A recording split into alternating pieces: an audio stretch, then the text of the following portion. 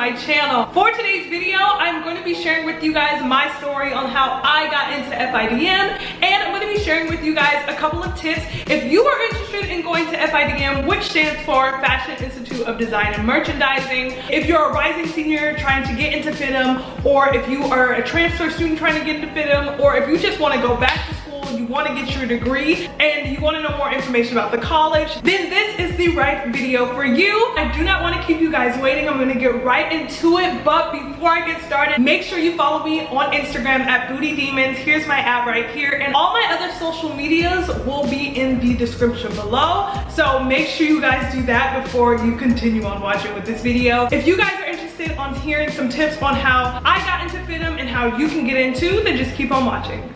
Okay, just to give you guys a little bit of a background about me, I'm originally from Atlanta, Georgia, and I've been in the process of getting into Fidm for about a year now, and I actually stumbled upon Fidm from a YouTube video, and I really did my research before I applied to the school, like most of us do. I binge watched literally all of the videos on YouTube about Fidm. If you read a video with Fidm in the title, 9 times out of 10 I clicked on it and I watched the entire thing because I was just so intrigued and interested by the school and everything that it was about, because as you guys may or may not know this, Fidm offers a variety amount of majors that I will link in the description below, but they just have such a wide variety of majors that I have never been exposed to, and I never knew that that existed at all at a college, like a legitimate college and university. Seeing Fidm's credibility really sold it for me, and their energy about the school, I really was just intrigued and captivated by it. So I started my process of applying to Fidm in about October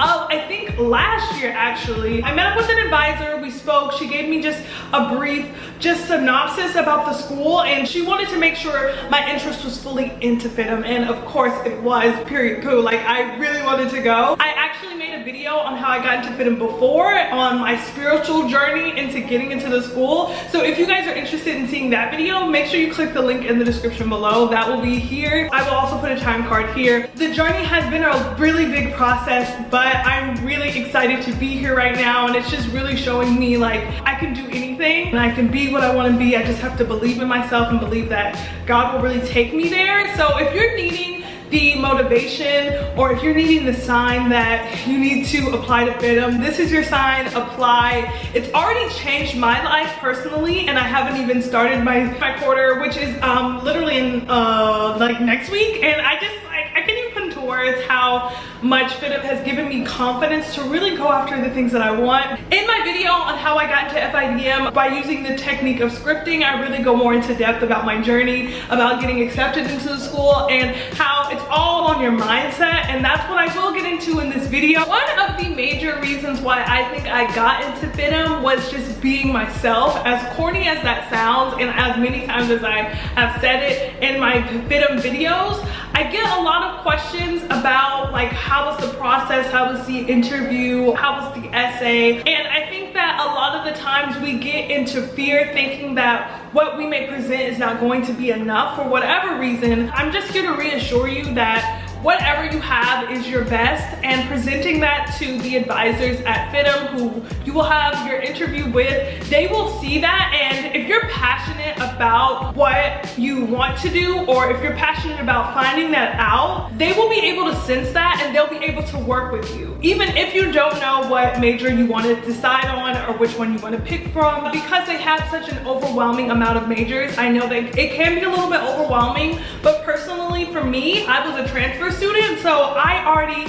kind of had an idea of what I wanted and what I wanted to go into, because I was doing something for 2 years that I really didn't like, and I felt like I wasn't growing from. So it's not like I was new to the game. I really kind of had somewhat of an idea of what I was expecting, but as a transfer student, I would just say be yourself and do the things that you feel like will put your best foot forward, that will represent you in the best way, so that they can really see your strong attributes, and they can really see that you're passionate about Fidm and that you're gonna do your best. One of the main reasons why a lot of the advisors will accept you is because of your personality and really the passion that you have and the drive that you have and the curiosity to want to do more, even if you may not know what that is. They will see that and they will try to put you in the direction of what your passion may be. Since my first video about Fidm on I got accepted, I did get a flood of messages from you guys, which I'm so thankful for. A lot of you guys asking me advice on your essay and if your essay is good and this, that, and the third. And honestly, I think that a lot of the times we get in our own mind about thinking that what we are presenting may not be good enough, and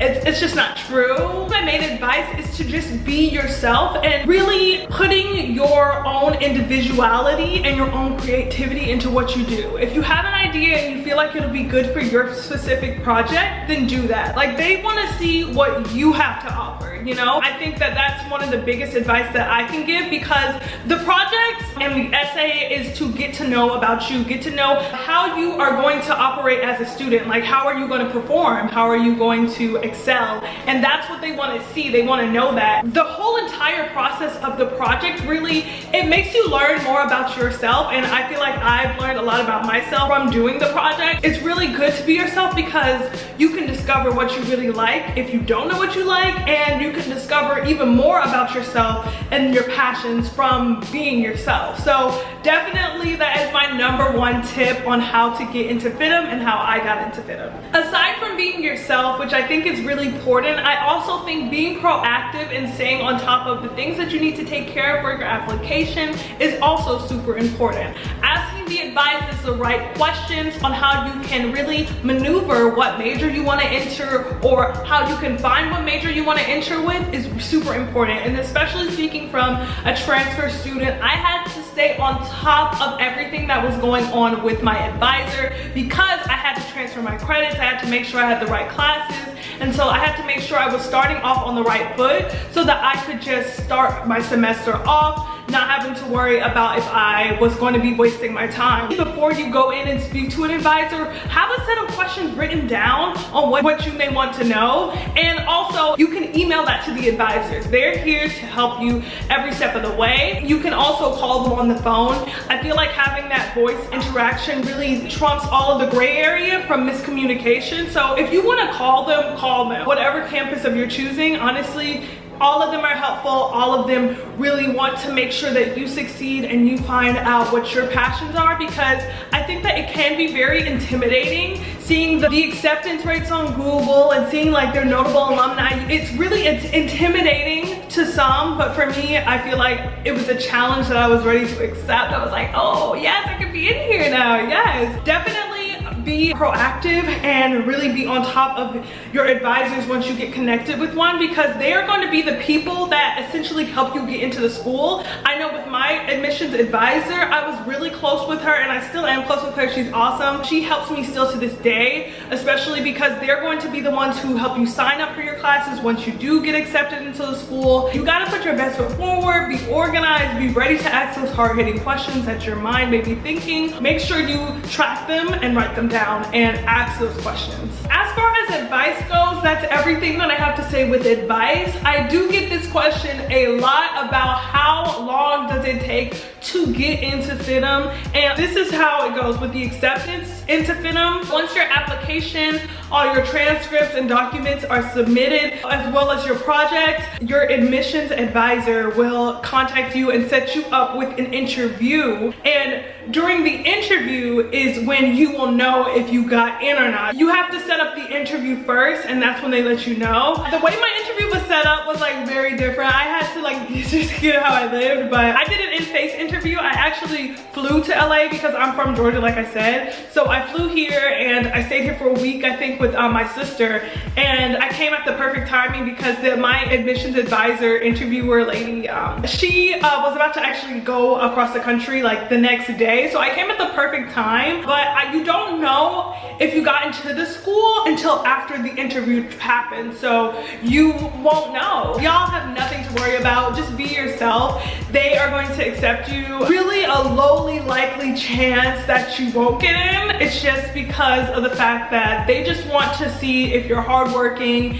and that you are going to be a good student there. That's really all they're trying to see. As far as grades go, I was not the smartest kid in high school, wasn't the smartest kid my first 2 years of college, so I was really just banking off hope and God that I was gonna get in, and I got in. So it's really not about your grades or your transcript records. They don't want to see anything too alarming, because if they do, they will make you do extra work to go on top of that. But I wouldn't let that scare you off, because they're willing to work with you. That's what I've noticed about FIDM, Fidm. They're willing to work with what you have. So if you're coming from like a low GPA grade point average, they won't completely turn you away, but they will make you work extra harder so that you can prove that you're gonna like really do well at the school. That's what I've heard from a lot of the alumni and just people in general. Like if they had a low grade point average, they just had to do extra stuff. That's all that I have for you guys today. I am actually thinking about doing an FIDM Q&A video. So if you guys want to comment down below your questions, or if you want to DM me your questions about any questions that you have about the school, leave it down in the description below and give this video a thumbs up. I'm probably going to go on Instagram and open up my ask